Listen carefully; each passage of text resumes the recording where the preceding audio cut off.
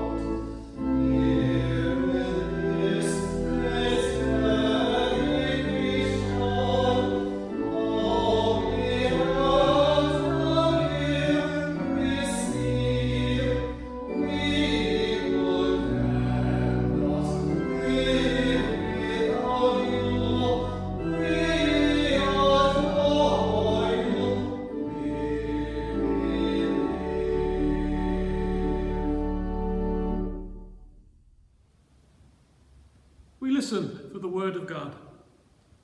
Our scripture lesson is from Mark 4 and verses 35 through 41. On that day, when evening had come, he said to them, "Let's go across to the other side." And leaving the crowd behind, they took him with them in the boat, just as he was. Other boats were with him. A great windstorm arose, and the waves beat into the boat so that the boat was already being swamped. But he was in the stern, asleep on the cushion. And they woke him up and said to him, "Teacher, do you not care that we are perishing?" He woke up and rebuked the wind and said to the sea, "Peace, be still." Then the wind ceased and there was a dead calm. He said to them, "Why are you afraid? Have you still no faith?" And they were filled with great awe and said to one another, "Who then is this, that even the wind and the sea obey him?" Here ends our scripture reading. With Jesus in the boat. Many of my childhood holidays, when I was growing up, were spent on the bonny banks of Loch Lomond in Scotland. My late father's parents were from Alexandria, near Glasgow, and my dad spent a lot of time in his childhood exploring the area, an experience he wanted to share with his family. One of the joys of the bread and breakfast we used to stay in, we used to call it bread and breakfast because it seemed like there was endless surprise. It was always actually bed and breakfast, but that's another story. But one of the lovely things about the lodging was that it included access to a small motorised boat that enabled us to pack up for the day, sail out on the loch, and picnic on one of the many islands the loch contains. Dad even had friends that lived on one of the islands, Inch and we would often be invited for a sumptuous dinner. Scottish weather is unpredictable. Raincoats were never optional, but considered essential supplies.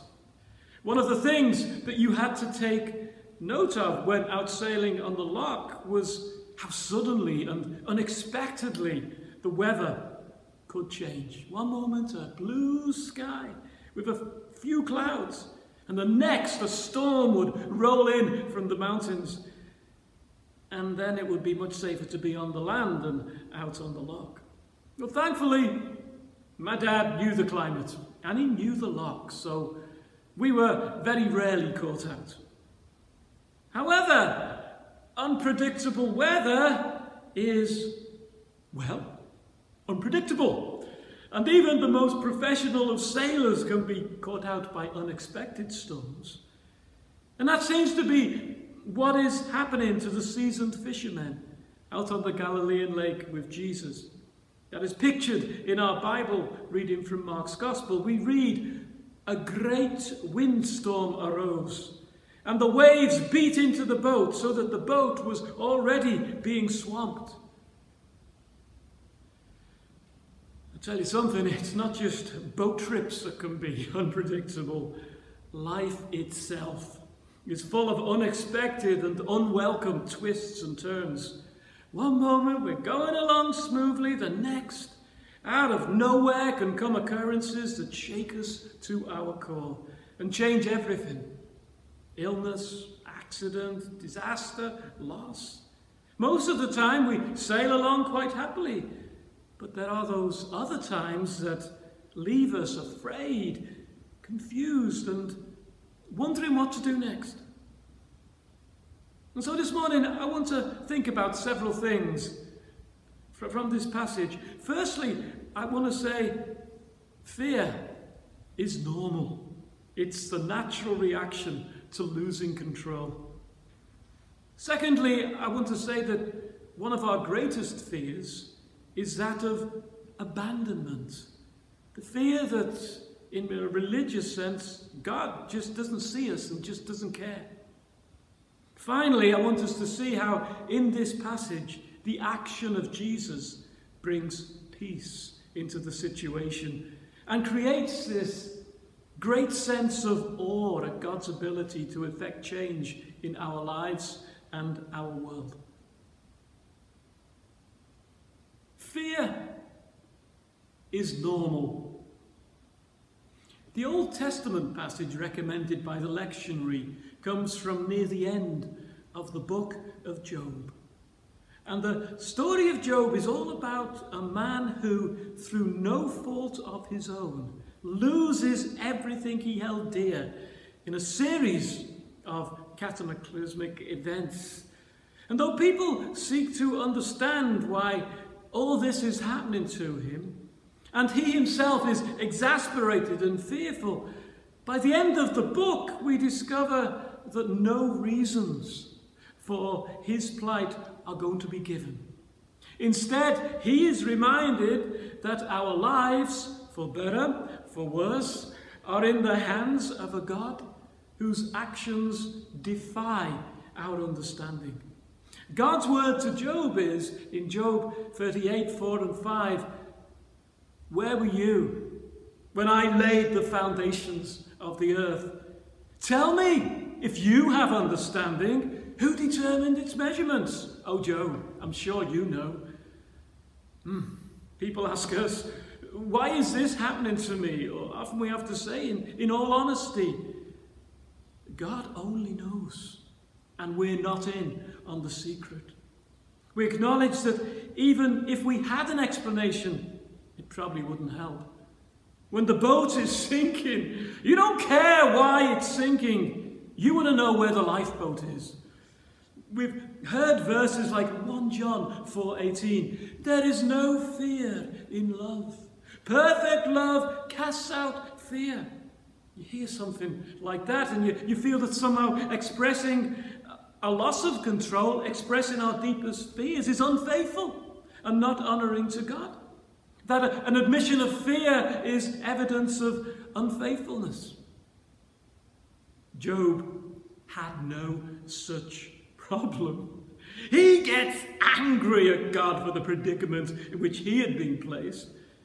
And the disciples in this passage have no reservations.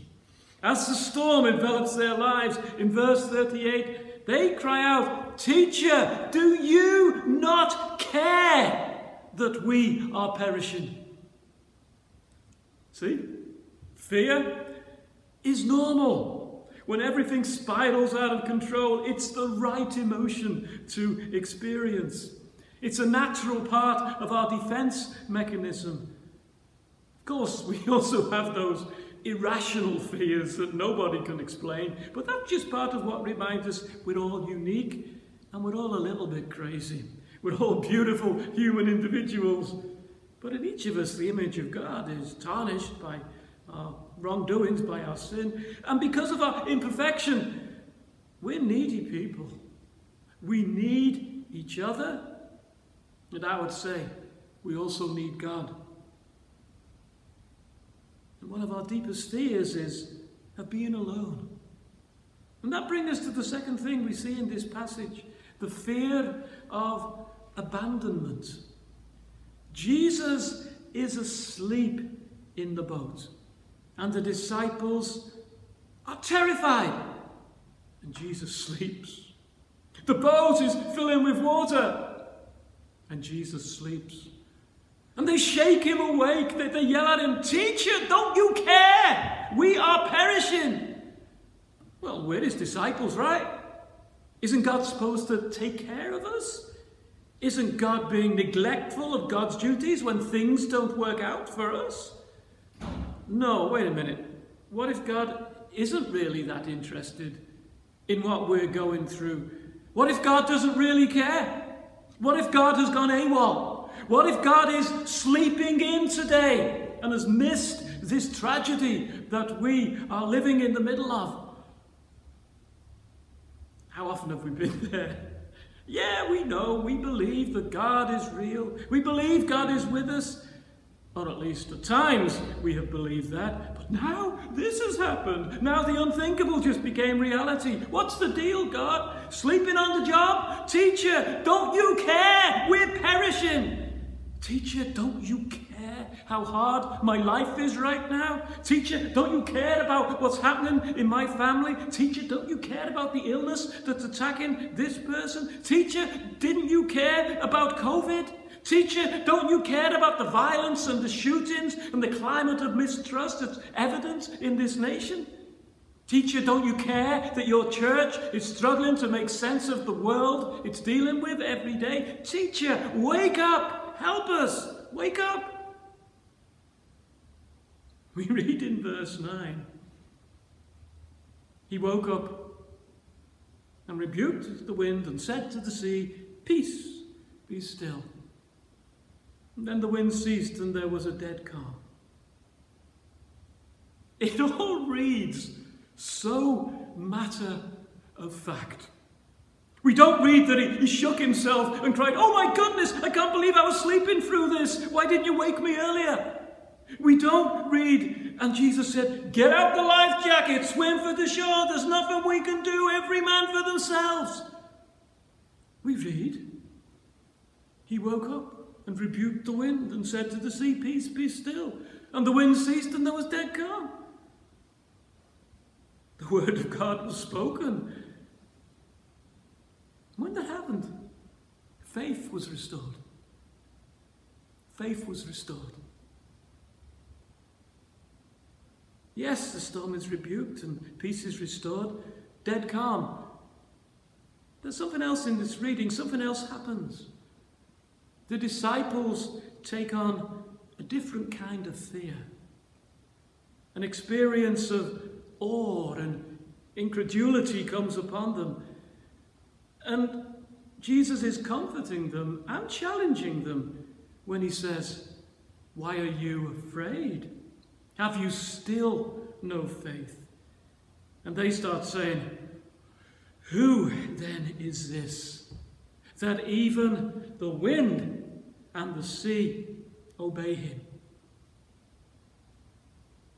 It's as though our faith is not just about recognizing that the Word of God can make a difference, but that we also need to get out of the mindset that limits what God can and is able to do in our lives, in our churches, in our world.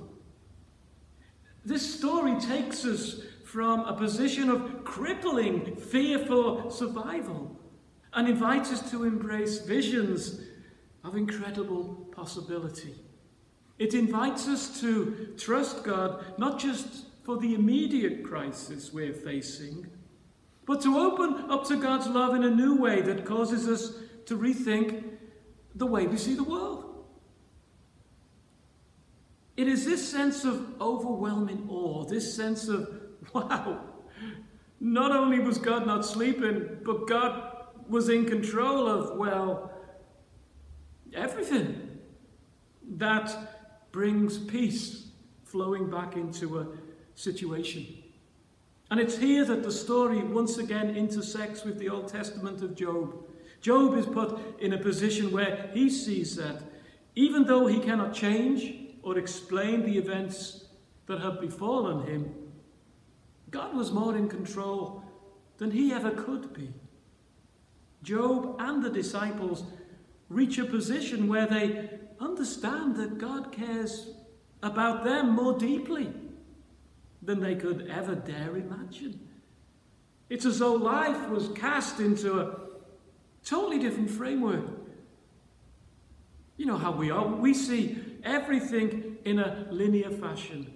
Life goes smooth. A crisis comes along. We panic. God gets us through. We get back to normal. Then, repeat. Another crisis comes along. And so it goes. We go through the same thing. But the passage places our lives into this different kind of eternal frame. Good things will happen to bad people, and bad things will happen to good people. But at the end of all things, God's still in control.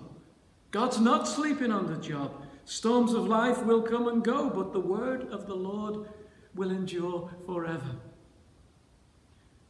A church I used to attend sang a chorus that said, "Peace is flowing like a river." That was always such a mixed image in my mind when you witness the power that a river in full flood can create.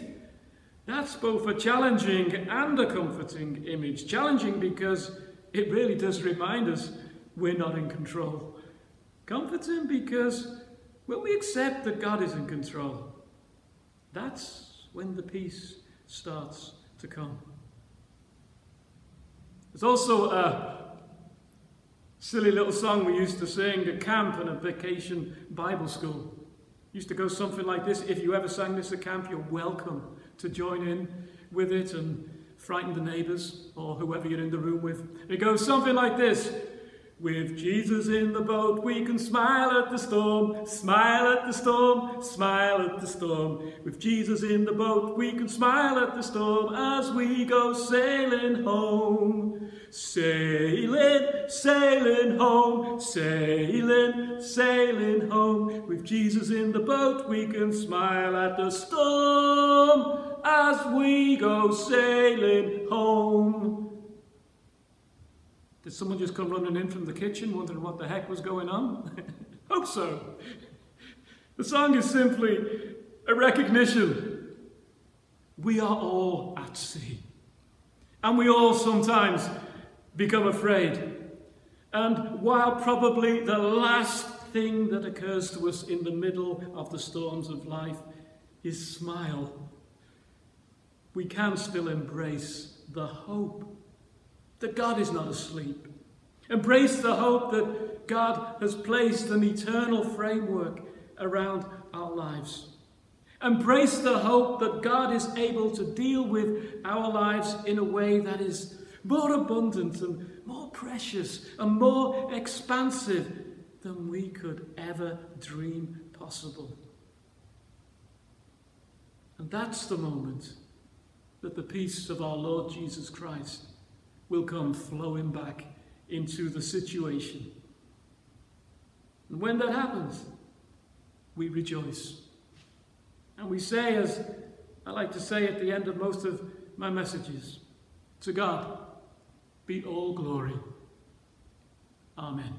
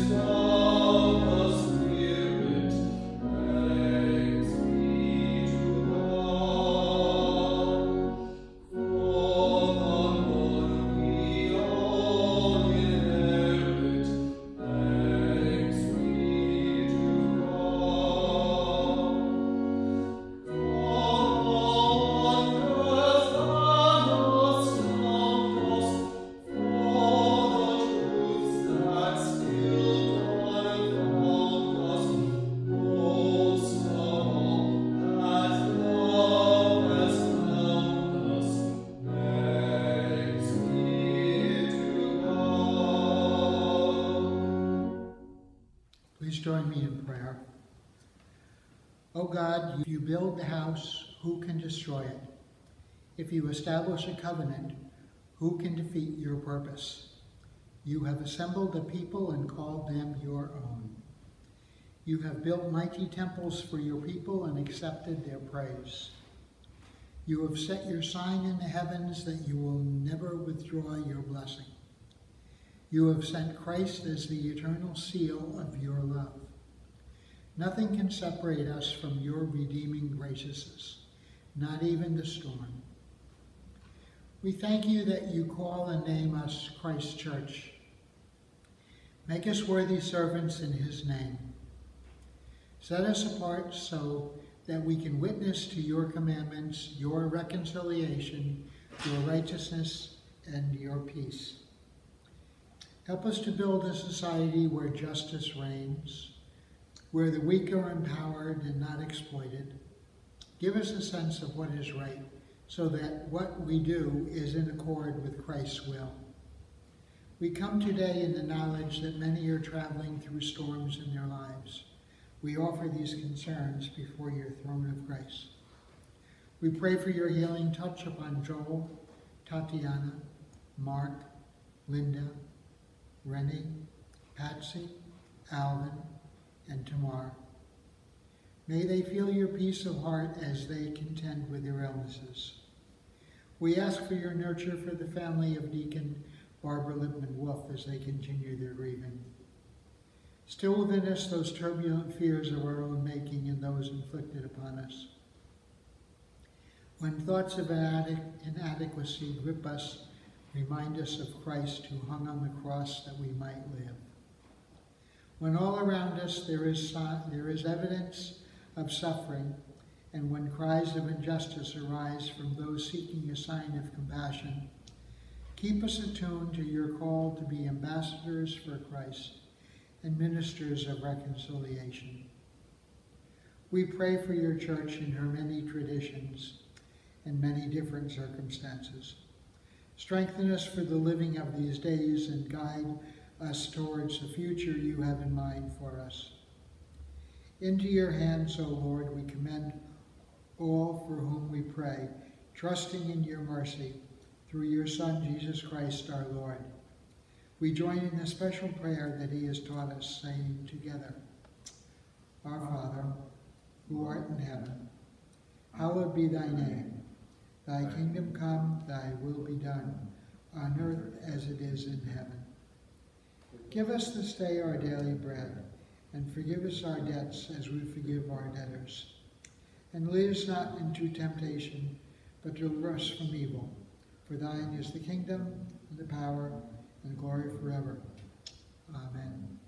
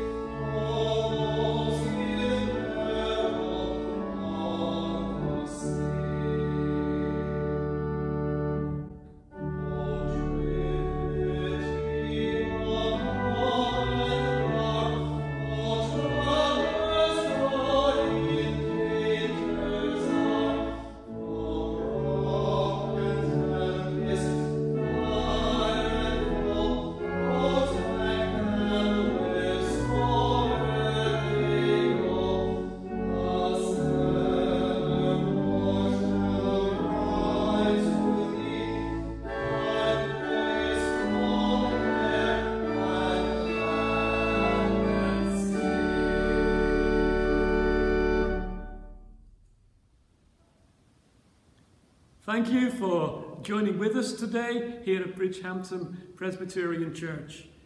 We pray that whatever the week has in store for you, whether it be fair weather or it be storms, you will know the peace of the Lord Jesus Christ, the peace that passes all understanding. So now go in the name of the Father, the Son, and the Holy Spirit.